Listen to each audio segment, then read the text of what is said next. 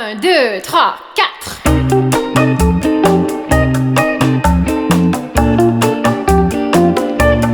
Zoubi zoubi zou.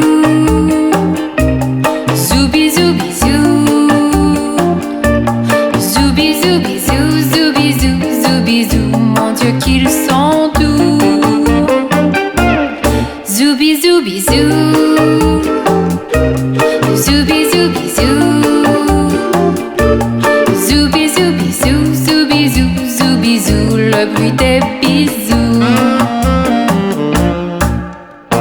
Dans les buissons sous le ciel du mois doux, les amoureux glissent pas de loup. Comme les oiseaux, ils ont rendez-vous. On entend partout. Zoubi zoubi zou. Zoubi zoubi zou. Zoubi zoubi zou, zoubi zou, zoubi zou. Mon Dieu que c'est doux. Mais dites-moi, savez-vous ce que veut dire entre nous? Ce que veut dire zoubizou? Ça veut dire, je vous l'avoue, mais oui, je n'aime que vous. Zoubizou, zoubizou, zoubizou. Mon Dieu que c'est doux. N'ai pas besoin des buissons du mois doux quand tu m'embrasses doucement dans le cou. Car c'est curieux, tu vois, je l'avoue, ça me fait partout. Zoubi zoubi zou. Zoubi zoubi zou. Zoubi zoubi zou, zoubi zou, zoubi zou. Mon Dieu que c'est doux.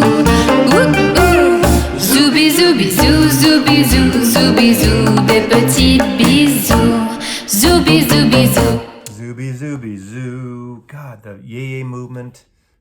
I love that song. It's such a piece of ear candy, isn't it?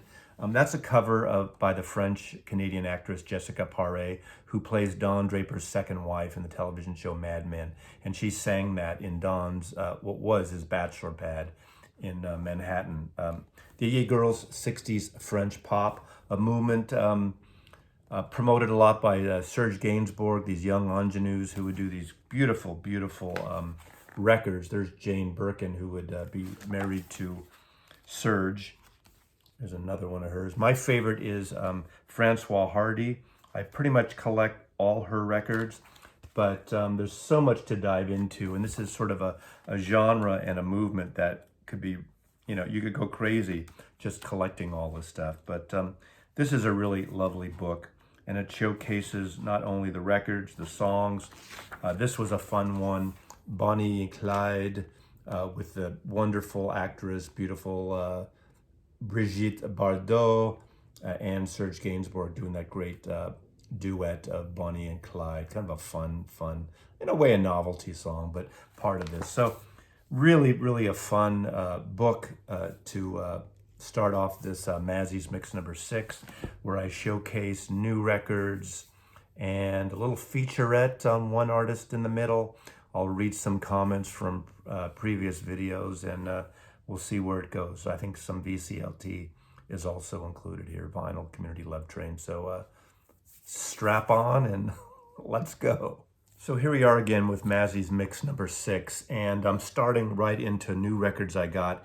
And all these are reissues. These are old, 50-year-old plus records that have been reissued in the last several years. And I bought these 3 records because of you. Because of you all who commented on my series of psychedelic videos. And these are 3 records I never had and I never heard. I've seen them forever, but for whatever reason, this is a Sundazed reissue of Kaleidoscope Side Trips, and of course, David Lindley, great guitar player who played with Jackson Browne and that whole LA studio scene. And I've seen him many times with Jackson and with other artists in the LA scene of the 70s into the 80s. This is a really interesting record. you know, it reminded me a little bit of not as psychedelic version of the Country Joe and the Fish when they went into their sort of traditional klezmer type of folky, bluesy music. It's not a straight psychedelic record. It's got more of folk DNA than anything else, I think, like that. But it's really good. And there's a couple of songs. Obviously, there's the cover of the old Minnie the Moocher song that I believe, isn't that by, yeah, Cab Calloway is one of the writers of that and who made that one famous. But a song that I recognize right away is the song "Oh Death." Goes back like, you know, 50 years plus, probably the original. But I got into that song and I realized who took a lot from this is Kemper Van Beethoven, and David Lowery does a song, I think on one of the Virgin records they produced of Kemper Van Beethoven, and do a version of "Oh Death," which sounds a lot like this with violins and just kind of a gypsy side to it. So love this record, Kaleidoscope Side Trip. And I want to thank you for turning me on to that commenting, because these are the records I got the most comments in my psychedelic series that I didn't show because I didn't have them. And these two, I've only listened to one of them so far, the first one. And all those noises. The first one is a Music on Vinyl reissue, and it sounds really fabulous. And I know the originals of this go for a lot, but hey, it was on Reprise Records. I missed this the first time around. I don't need an original. I don't give a shit about getting an original. And West Coast pop art experimental band part. Oh, nope. It just jumped out of my hand. Honest. Part 1. Psychedelic. I'm not going to even explain it to you. Go listen to it. Most of you will know it better than I do because I missed this the first time around, but I loved it. This Music on Vinyl variation sounds great. And I haven't listened to this. Jackpot Records out of Portland, Oregon, put out the second one, this issue, and it is a nicely black record with some tape things. Supposedly these are from the master tapes as well. And this is volume 2, Jackpot Records version. Don't know much about it yet, but I've seen this record forever. I just, for some reason, never jumped in, and now I jumped in because of you. Keep the mix going, Mazzy. How about a mini featurette, just stuck in here a little bit? Let's talk about John Simon. You might know him as a producer, producing the band, producing Cheap Thrills, Big Brother and the Holding Company, producing The Circle's Red Rubber Ball. Just listen to this for a minute. Let me just talk about him. Just 2 albums that I know of he did for Warner Brothers in the, like around 1971, 72.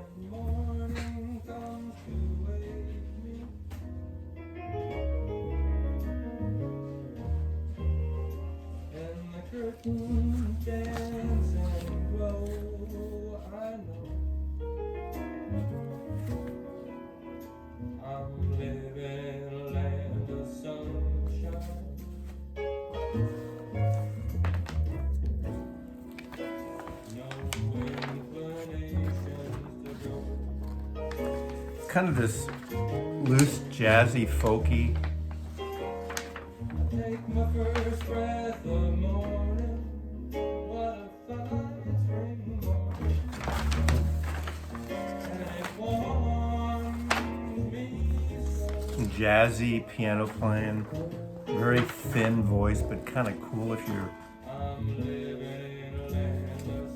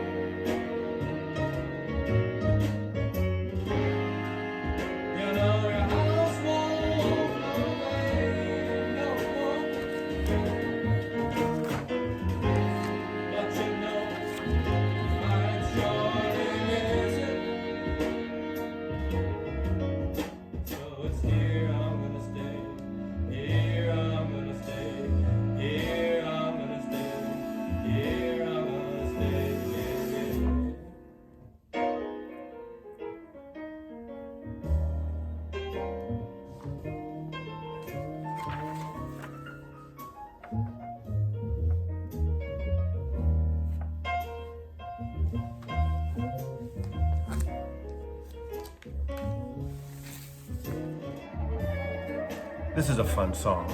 Slim pickings in the kitchen don't make it at all.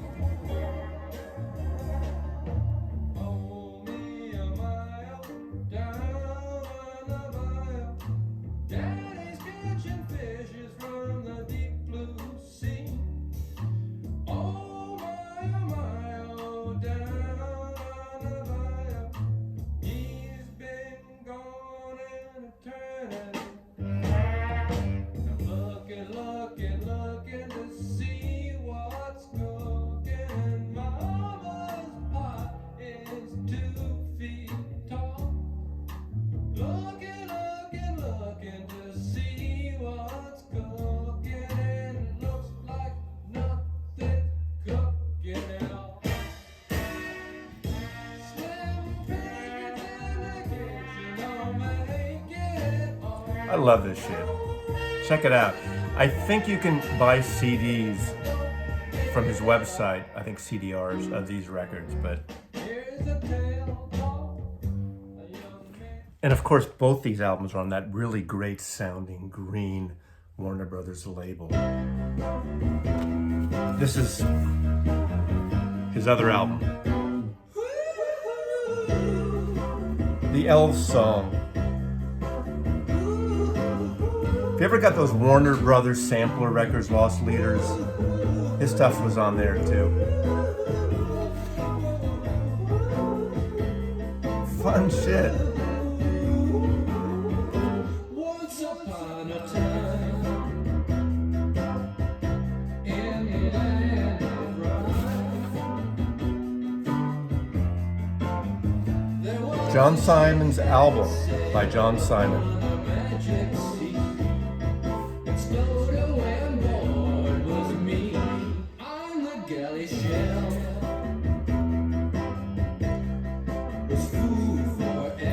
On this album is Leon Russell, Garth Hudson, John Hall, Harvey Brooks, Rita Coolidge, Bobby Whitlock, Delaney Bramlin, Eddie Hinton,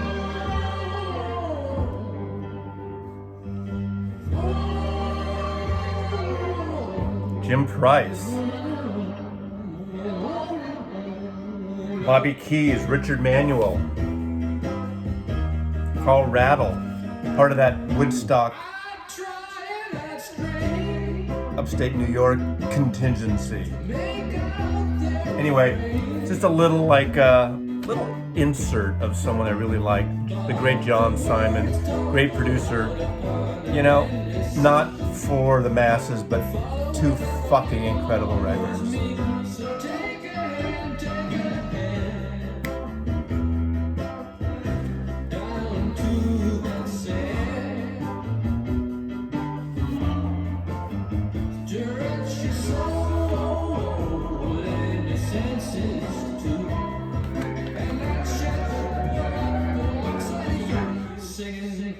Okay, so now a part of the Mazzy's Mix video where I read some of the comments and respond.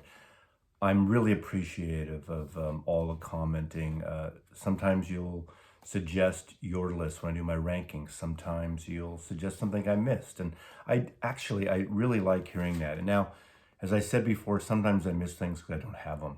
And sometimes I really don't know about them. And my ranking videos aren't really the deep dive to the underbelly of psychedelic or certain, when I do the genre ones. You know, it's stuff that I grew up with and I like. So I can't respond to everyone personally, but I really appreciate it and really thank you. But I want to read a few comments and respond. First of all, I showed this beautiful new record on Rune Gramophone, the Norwegian neoclassical, avant-garde, jazz, modern record of all Norwegian artists. Beautiful records. I mispronounced his name. Of course, I don't speak Norwegian, but Harald Nickman, and I suppose he's either Norwegian or Scandinavian of some sort, and several people pointed out the correct way of pronouncing his name. I totally butchered it. Beautiful solo piano record that I highly recommend, so seek out that video. but he says it's pronounced, his first name is pronounced Chetil, Chetil, spelled Kjetil, Chetil. There you go. Thank you. Thank you. Thank you, Harold. I really appreciate it. Another one I got just recently was when I did my Best 60s San Francisco Psychedelic Scene ranked records. I'm tired of talking about my definition of psychedelia, how it's about a scene, a time, a place, a moment, a movement. And of course, there are a lot of deeper, more psychedelic records, and there's some that come from the folk and country genre that have an attitude of the artist in the scene. But, you know, enough of that apology. But I got one this morning, and HRXY1, so Herxy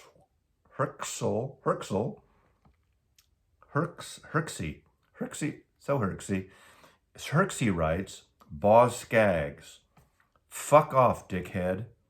You should have taken the A. I don't even know what that means. Taken the A. The A train? I love Duke Ellington's version, Take the A train. I've taken the A train up through Harlem in New York City. So, you know, thank you. Okay, next, I got several of these type of emails, of comments, and here's one of them.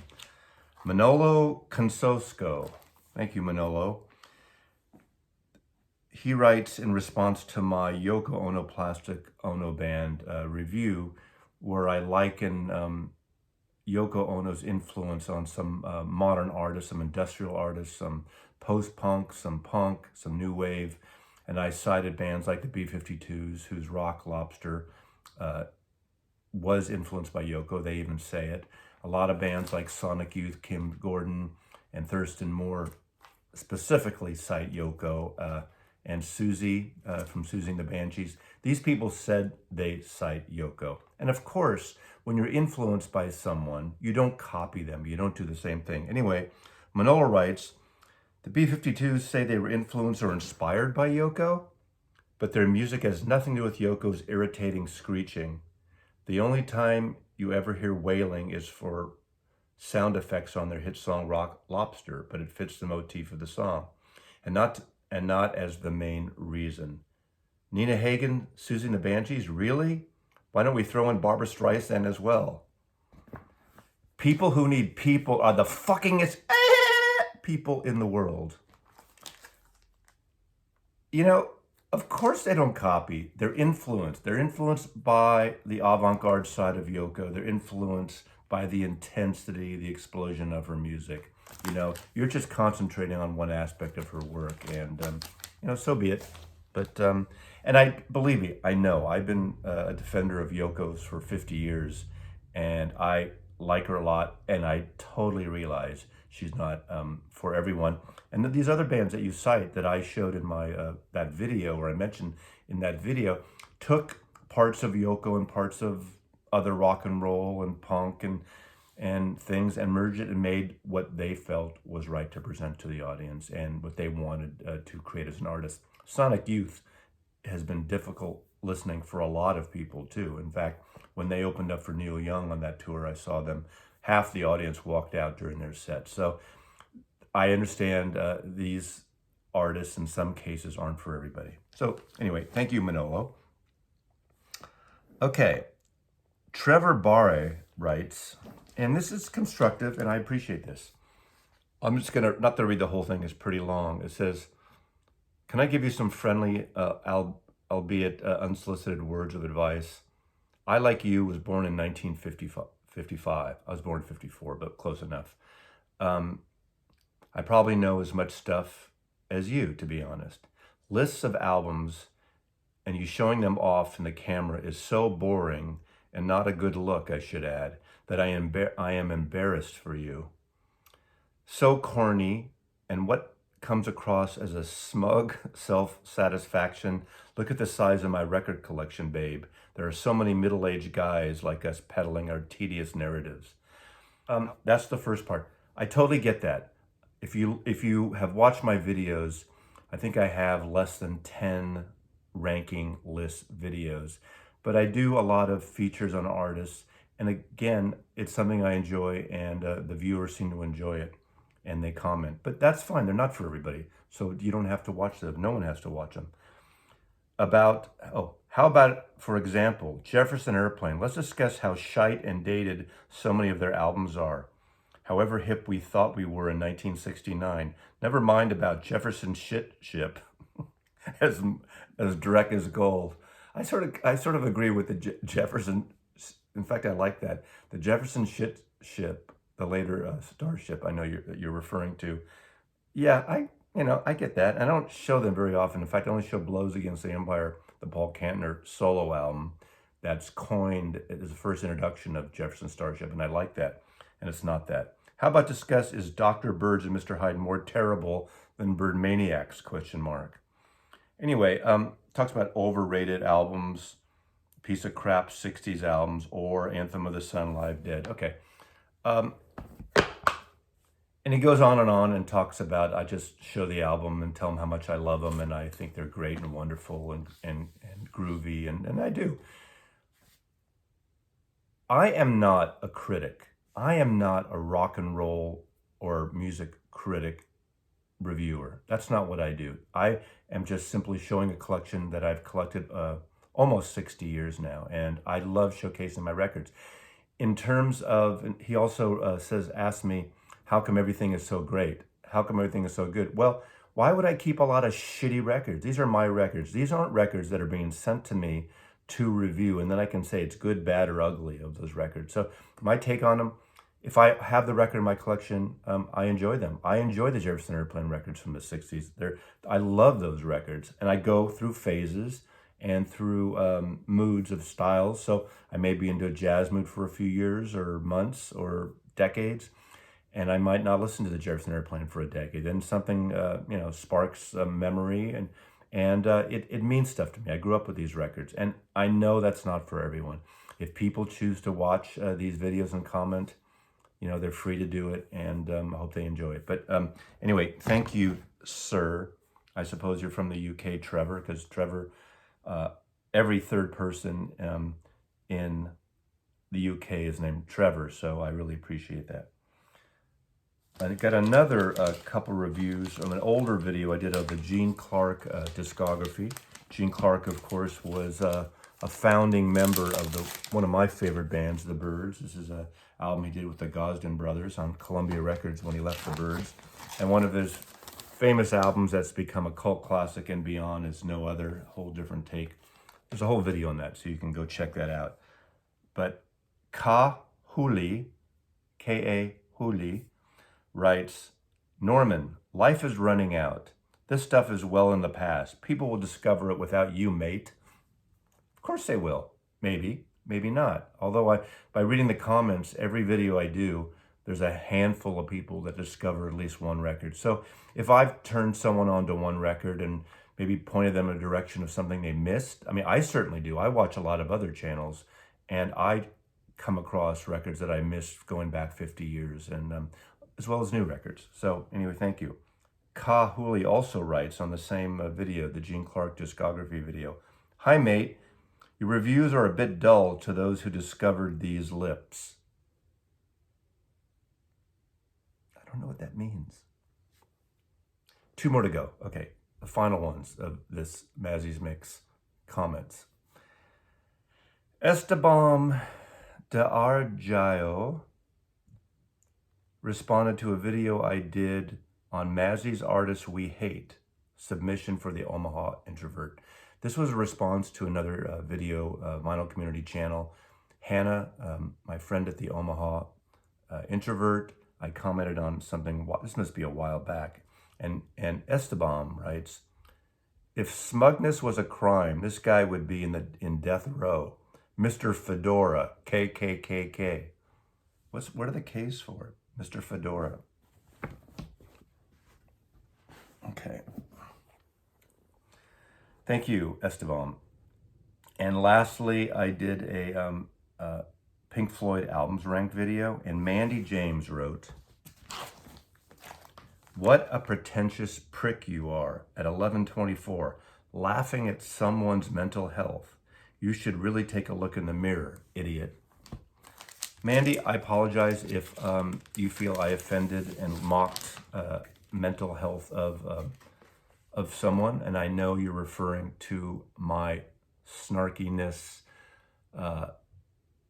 chuckle when I was referring to this album. Pink Floyd's album, Wish You Were Here, is a song on Shine On You Crazy Diamond. So I think Pink Floyd, if you want to put this in the mocking of mental health, you could talk about Shine On You Crazy Diamond, a song that Pink Floyd wrote about Syd Barrett and his mental and drug-related head issues. So, and also just to let people know, I get that, and if anyone was offended, I do apologize to be offended. However, the story I was telling, where I chuckled, was when David Gilmour was brought in to be a full-time member of Pink Floyd, and they went on to the gig, and they drove around, they picked up David Gilmour, and they just decided not to pick up Syd Barrett. See, I'm laughing again, so I'm fucked. I'm fucked. They just decided not to pick up Syd Barrett and went to the gig, and that was the last time they ever played with him, and he ever played with Pink Floyd. Although Roger and David Gilmour would definitely come back and produce one of his solo records and work together. He just wasn't. Syd just wasn't. Didn't have the capacity to play anymore, and I thought that it was a funny story about going and just not picking up a friend you don't want to hang out with. You know, it wasn't about a stab at someone's mental condition. But I apologize, Mandy, if you obviously felt that, so I'm not going to deny you feeling a certain way, but my intent was not that. So I think that's enough comments today. Keep the comments rolling in, and let's show some music. You want to see records, because just me showing records is a wanker thing to do, and nobody wants to see my boring fucking fedora-faced, not criticizing and showcasing new and used records. Here's another portion of Mazzy's mix, and this is a segment I've included on several videos. It's basically shit that came to me in the mail. Some VCLT, which is Vinyl Community Love Train, where friends and record collectors share and send records to other people, and a couple other things, just things that came in. And first I'm going to start with this organization, Women in Vinyl. What a great t-shirt. Now you can get this t-shirt too. It'll cost you, but you'll support a good organization, fairly new organization, Women in Vinyl, North America organization with members in Canada and North America and the United States. And my friend the archivist is involved in it as well. And also they have a website and a podcast. And not only the shirt that I supported them getting this record brush, Women in Vinyl, wonderful record brush that I use actually not on my main rig, but it's downstairs in my vintage Dual CS 5000 German turntable from 1986 or 85, something like that. So I'll put a link below to Women in Vinyl. Support the cause. Maybe listen to some of the podcasts. It supports women to get into the vinyl industry, to work in the vinyl industry, connections, social sharing, whether it's engineering, whether it's mastering, vinyl mastering, working in record plants, pressing plants, all kinds of things related to that. So check that out, Women in Vinyl. Okay, next, this is another package I got in the mail, and it's from Isa Halim. I'm sorry if I'm mispronouncing your name. I get these wrong. So he's fairly new in the vinyl community.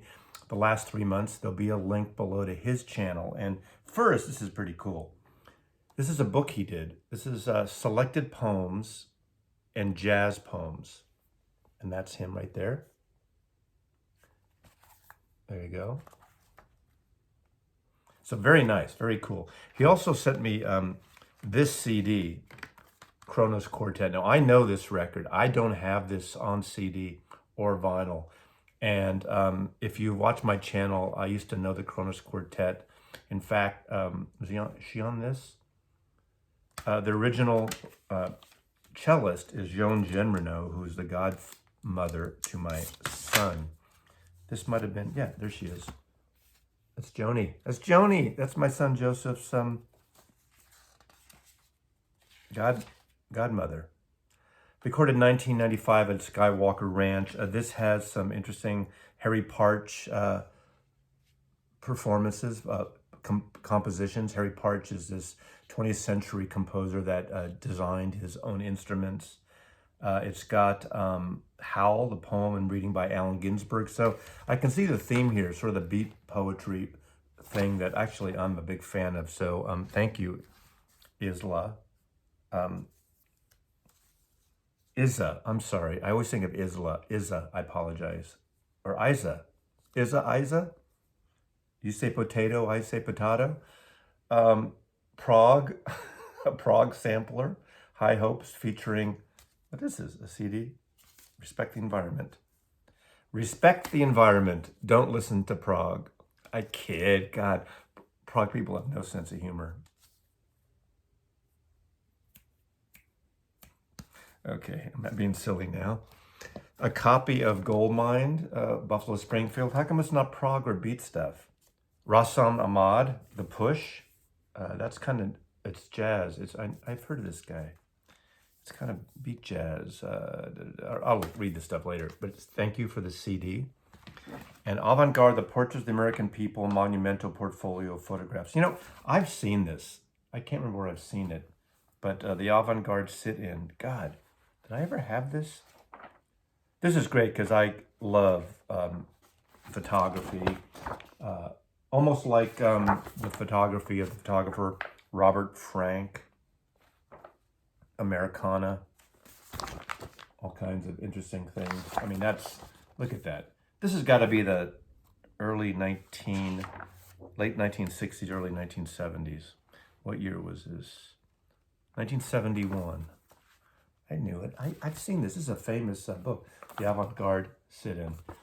One of these things doesn't fit in. Mel Brooks, Blazing Saddles. Thank you for this. I'll pass this along. I already have a copy of Blazing Saddles. I love this, but Hedley Lamar. Okay. Thank you so much for that. I love Kronos anyway. I appreciate that.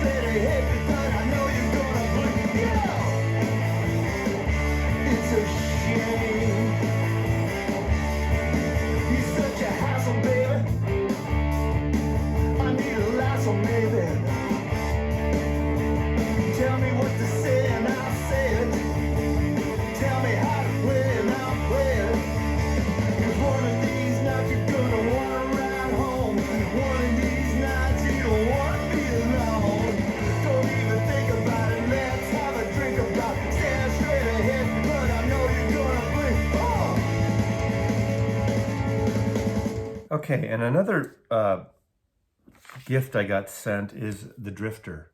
And this is an album by Mike Flanagan. And he sent me this. The artist sent me this, and it's very sweet of him. He writes, I won't read the whole thing. Howdy, Mazzy. I just stumbled on your YouTube channel as of late and really have been enjoying them all. Really great. Thanks for doing them. I thought with all your diverse tastes, you might enjoy this album. It's got a lot of different styles and guest artists you might like. And thank you for all you do. Really sweet. I like to check out independent work. This is from 2015, Austin, Texas, of course, and I've been to Austin 4 or 5 times. So there he is, I guess, with a car. Nice one, nice one. And what's great about this, I mean, Billy Gibbons, right? It's ZZ Top, right? Jimmy Vaughn, I know. Gary Clark Jr., I know. Of course, I know Alejandro Escovedo. Used to see him in San Francisco during his cowpunk days. What's the band? I'm blanking out. I know him, I saw him, but and I have his a reissue of his album, the one with the great illustration on the cover that was reissued a couple years ago. I used to have a CD of that. Cat Edmondson and Reverend Gene West. Let's open this up and check it out. My guess is it's kind of in the bluesy Americana, country, folky, rock and roll, rootsy kind of thing, which is right up my alley, definitely. Oh, beautiful here. Obviously, I haven't heard it, no review, but The Drifter, really appreciate it. Thank you so much. What can I say? I love the cover. I love the cover design. Okay, I'm back just for a little insert here because I was cooking some salmon tonight. I made a whole little salmon, steelhead salmon with a side salad and a little couscous and, you know, things like that. And actually, while I was doing that, I was playing this album that I just showed you, The Drifter, Mike Flanagan. And to be honest with you, I didn't know anything about him. He so kindly sent me this album. And after listening to this album, I actually went online this morning, the next day, you don't care when I'm recording this, and I ordered his latest album, West Texas Blues, so that'll be coming. You can get that on vinyl, you can get it on a reel-to-reel and 8-track as well.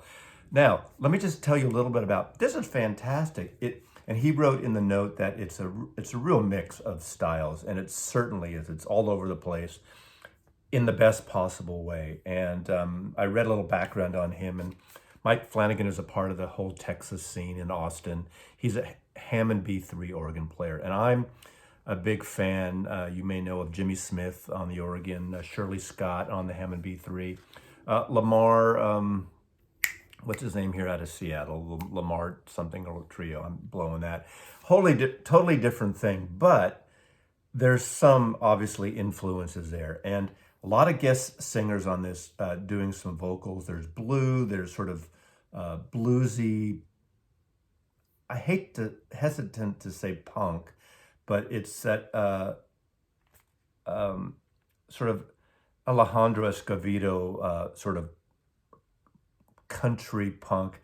And Mike, if you're watching this, which I think you probably are, because you sent me a friggin' record and I'm talking about it, you'll get my drift. There's some soothing ballads and beautiful vocals. I assume that is by Cat Edmondson, Gary Clark Jr., of course, Billy Gibbons of ZZ Top.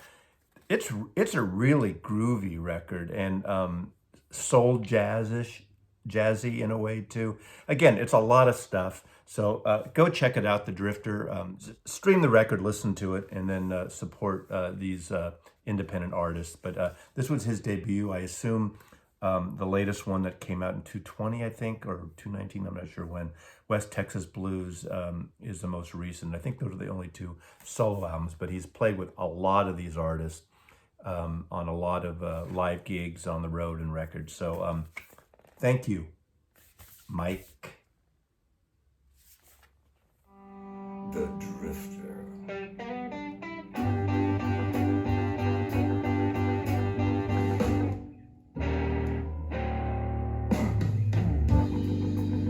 The devil rode a big black stallion,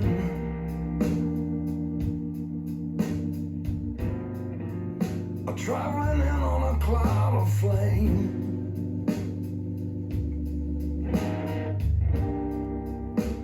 The devil rode a big black stallion, traveling in a cloud of flame.